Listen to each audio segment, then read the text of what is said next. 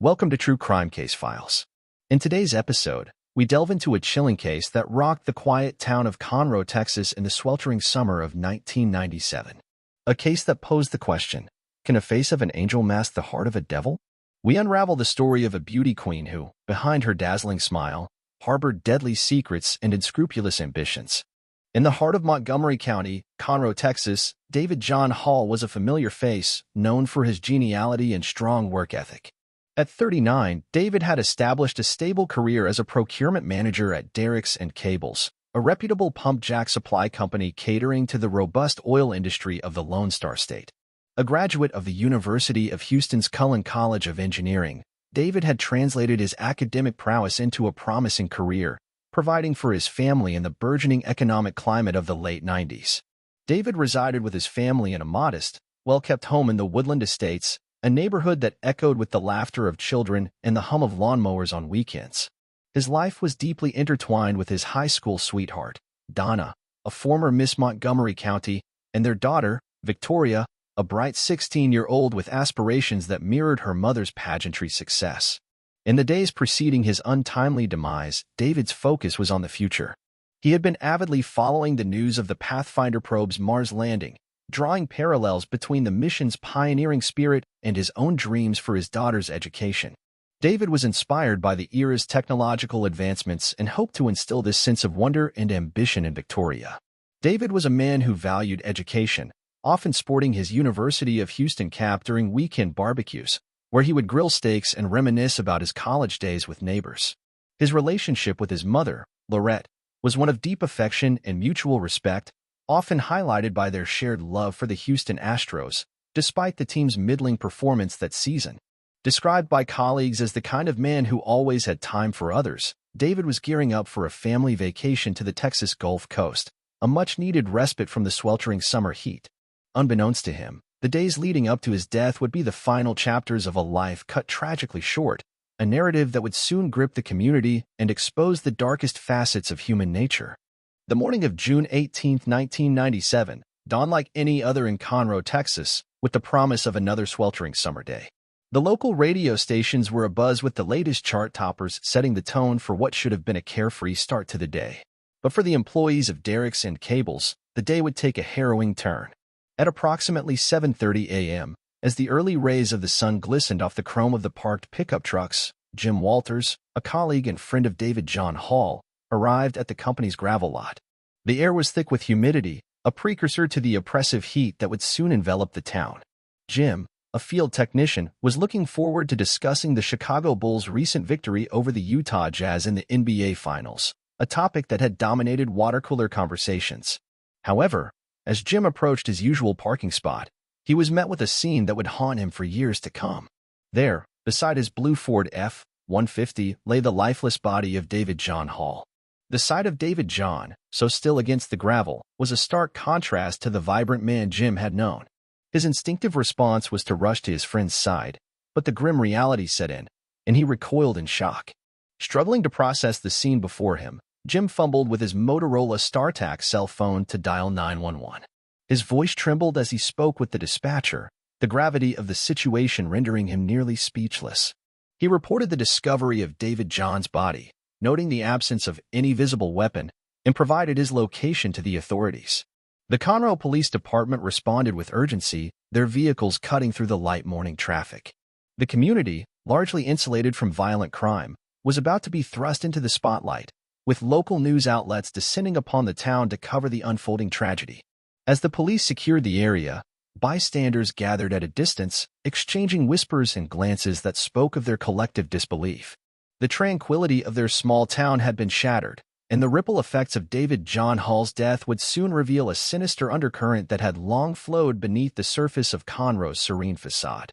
The swift arrival of the Conroe Police Department at the Derricks and Cables lot was a testament to the severity of the call received at 7:32 a.m. on that fateful June morning.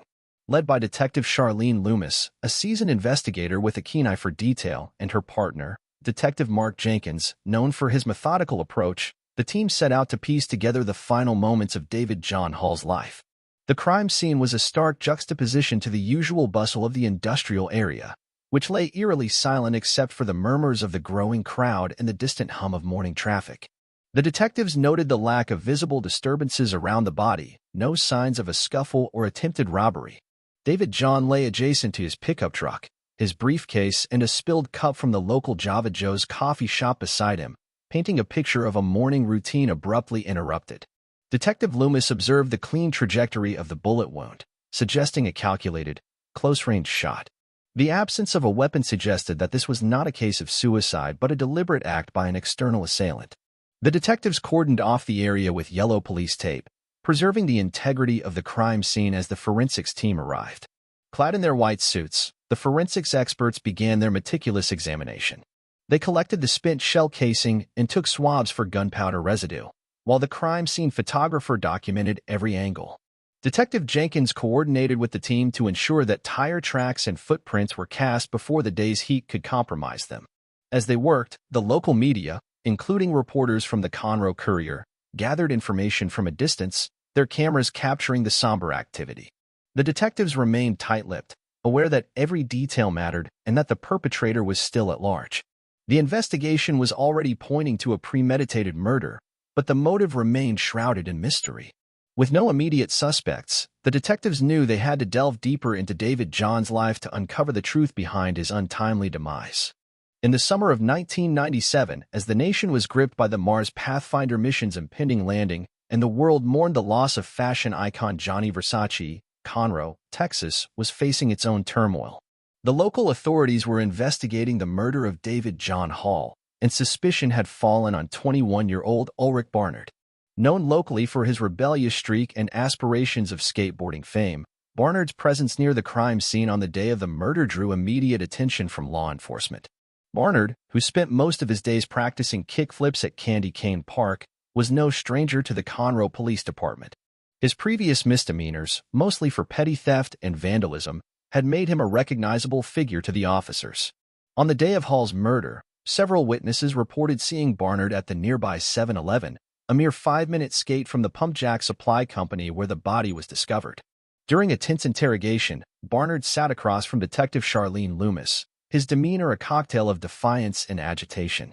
The room, stark and sterile, was filled with the sound of a whirring fan attempting to cut through the thick Texas heat.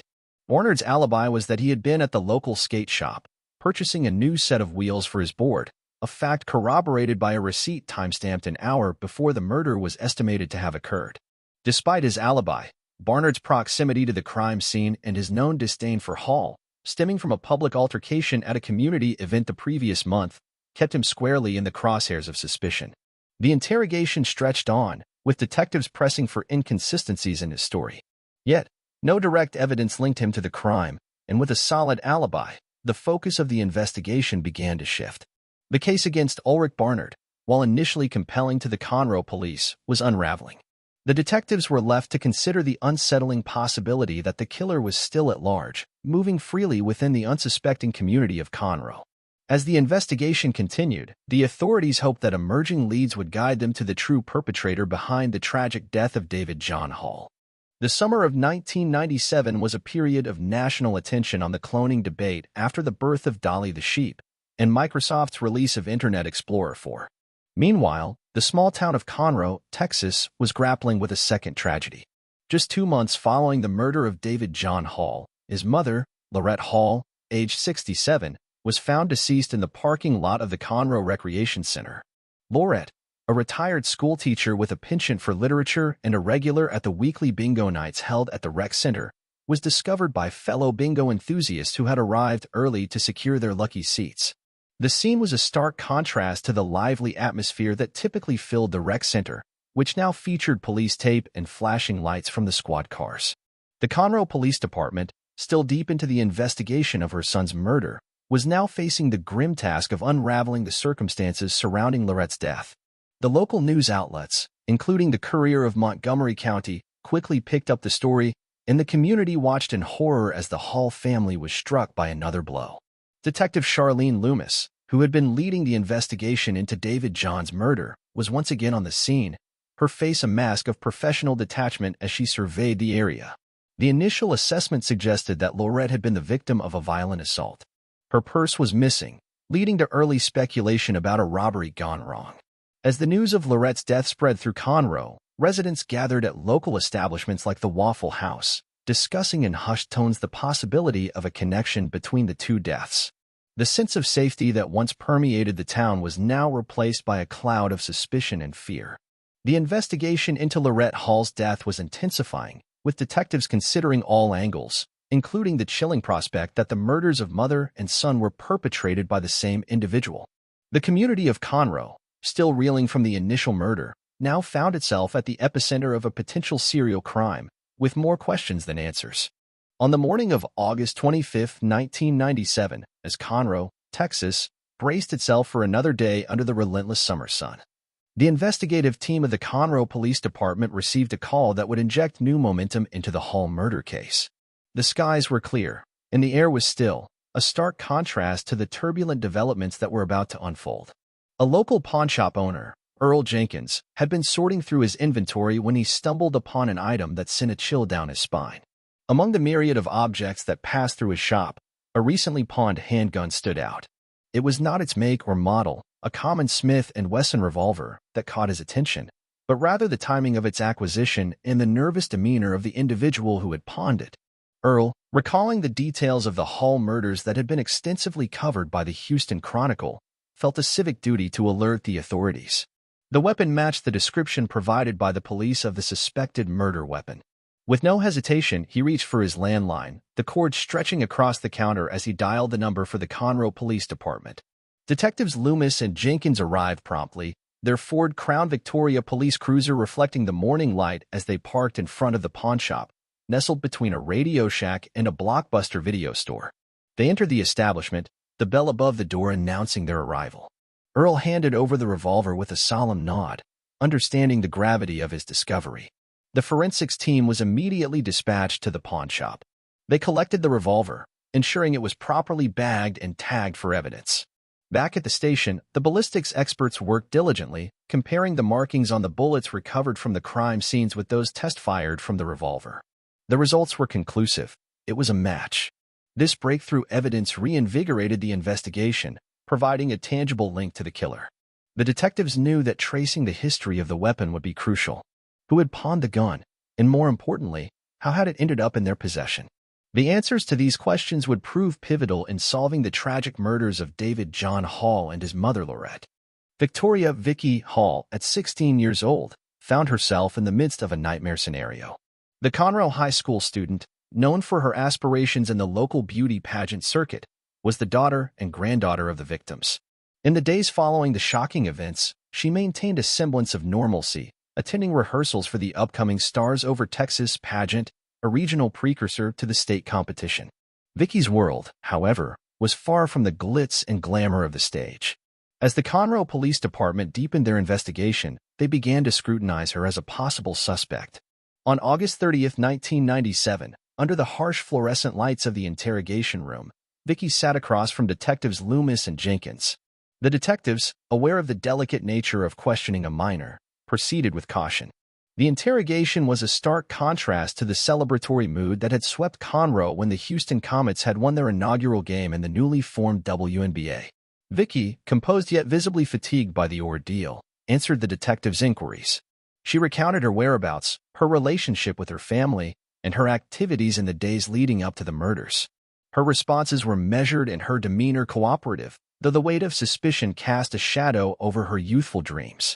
Vicky spoke of her passion for pageantry, her desire to follow in her mother's footsteps, and her ambition to one day grace the stage as Miss Texas. Yet, these dreams felt distant as she navigated the harsh reality of her family's tragedy. The detectives took note of Vicky's composure, considering the psychological toll the situation would exact on someone so young. They were methodical in their approach, cross-referencing her statements with evidence and alibis. As the interrogation concluded, the detectives stepped out into the sweltering Texas heat, the air heavy with unanswered questions and the burden of the badges they bore. The oppressive heat of a Texas summer in Conroe was a fitting backdrop for the investigation that was about to reach its boiling point. Donna Hall, age 38, former Miss Montgomery County, and the wife of the late David John Hall, had maintained a composed facade throughout the ordeal.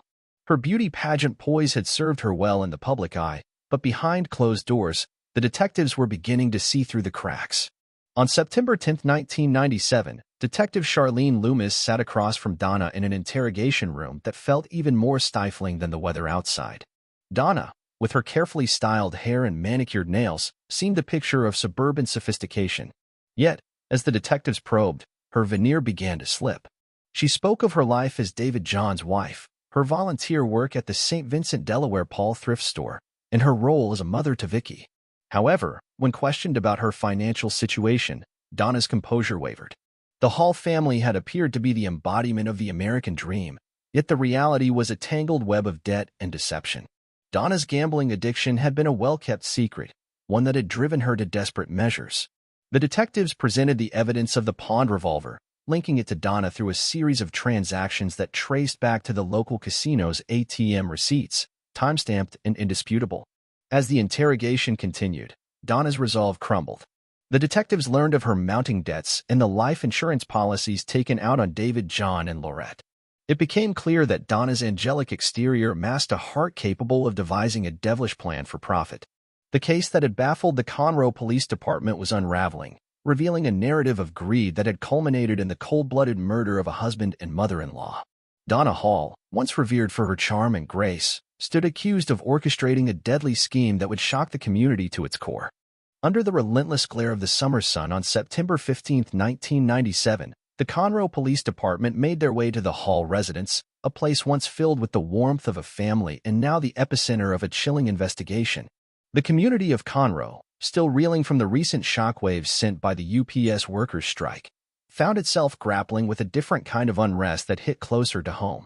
Donna Hall, the 38-year-old former beauty queen and matriarch of the Hall family, was about to face the consequences of her actions. As the detectives approached, the neighborhood was quiet, save for the distant sounds of children playing and the occasional bark of a dog, a stark contrast to the turmoil about to unfold within the walls of the Hall home. The police, with a warrant in hand, knocked on the door. Donna answered, her appearance as polished as ever, though her eyes betrayed a hint of the anxiety that lay beneath her calm exterior. She was read her rights, a recitation that seemed to echo ominously through the halls of the once happy home. Upon being placed in handcuffs, Donna's facade finally cracked. The reality of her arrest for the murders of her husband and mother-in-law caused her to stagger, and for a moment, she leaned against the frame of the family's Chevrolet Suburban parked in the driveway. Her expression was one of disbelief, her mind seemingly unable to reconcile the image of suburban housewife with that of a murder suspect. News of the arrest spread quickly, with local stations interrupting scheduled programming to broadcast the latest development. The media, armed with cameras and microphones, descended upon the scene, capturing the moment Donna was escorted to the squad car. The image of her, once celebrated in the glossy pages of local pageants, now flashed across TV screens, a stark symbol of the tragedy that had unfolded. The Hall family, particularly daughter Vicky, watched as the woman who had been their pillar was taken away in disgrace. Friends and neighbors stood by in stunned silence, their gazes following the police car as it drove away, taking with it the remnants of a family's shattered innocence. The trial of Donna Hall commenced amidst a media frenzy, with the courtroom in Conroe, Texas, becoming the focal point of national attention in the fall of 1997. The prosecutor, Gracie May Price, a tenacious and seasoned attorney in her mid-40s, presented a narrative of greed and deception that riveted those in attendance. She detailed how Donna, once a celebrated local beauty queen, had let her hidden gambling addiction drive her to the ultimate sin, the murder of her husband, David John, and her mother-in-law, Laurette. Defense attorney Jackson Reed, a silver-haired and eloquent speaker known for his persuasive courtroom demeanor, painted a different picture. He sought to humanize Donna, portraying her as a victim of circumstance, trapped by an addiction that clouded her judgment and compelled her to actions that were out of character. The trial took place against the backdrop of a nation gripped by the mysterious death of designer Gianni Versace and the global anticipation of the release of the first Harry Potter book. Yet, within the confines of the Montgomery County Courthouse, the spectacle of Donna Hall's trial commanded its own audience. The victims' families sat in the courtroom each day, their faces etched with the pain and betrayal of a loved one's loss. Their emotions fluctuated between sorrow and anger, a silent testament to the impact of Donna's alleged crimes. After weeks of testimonies, evidence examination, and fervent legal debates, the jury returned with a verdict. Donna Hall was found guilty of 2 counts of first-degree murder. The judge, solemn and resolute, sentenced her to life in prison without the possibility of parole.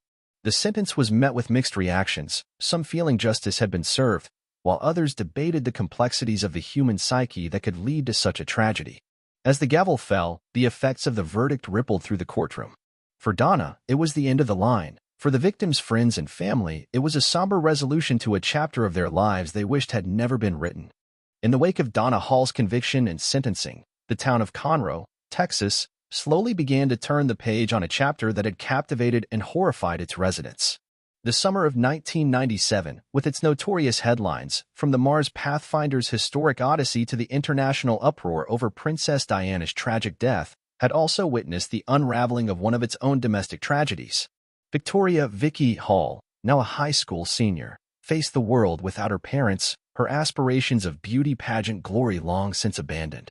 She found solace in her studies, seeking a fresh start, her sights set on a journalism degree, a pursuit inspired, in part, by the diligent reporters who had covered her family story with a mix of sensitivity and the relentless pursuit of truth.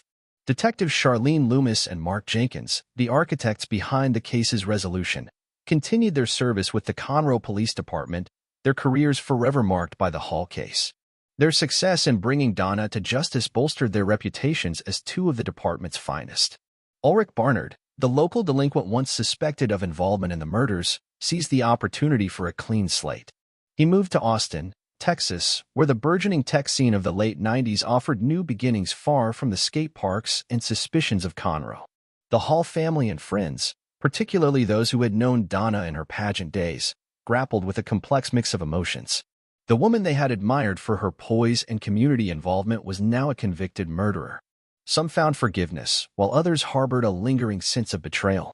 As the years passed, the memory of David John and Laurette Hall lingered in the community. Annual memorials were held, not only as a tribute to their lives but as a reminder of the fragility of trust and the sometimes hidden turmoil within seemingly perfect lives. Conroe, much like the rest of the world, moved forward, the echoes of the past serving as a cautionary tale for the future. The Hall story, with its stark juxtaposition of beauty and darkness, remained a poignant narrative of the human condition. The case of Donna Hall serves as a harrowing reminder of the depths of human duplicity. A beauty queen's fall from grace, driven by greed and addiction, led to the ultimate betrayal. In Conroe, Texas, the summer of 1997 will forever be remembered as the season when the face of an angel revealed the heart of a devil. Thank you for joining us on True Crime Case Files. Stay tuned for our next episode, where we'll uncover another story where truth is stranger than fiction. Hey, True Crime Case Solvers, interested in more real-life murder mysteries? Be sure to like and subscribe to our channel. And do you have any thoughts about this case or have a case of your own you'd like us to investigate? Leave us a comment. Until then, stay safe, True Crime Case Solvers.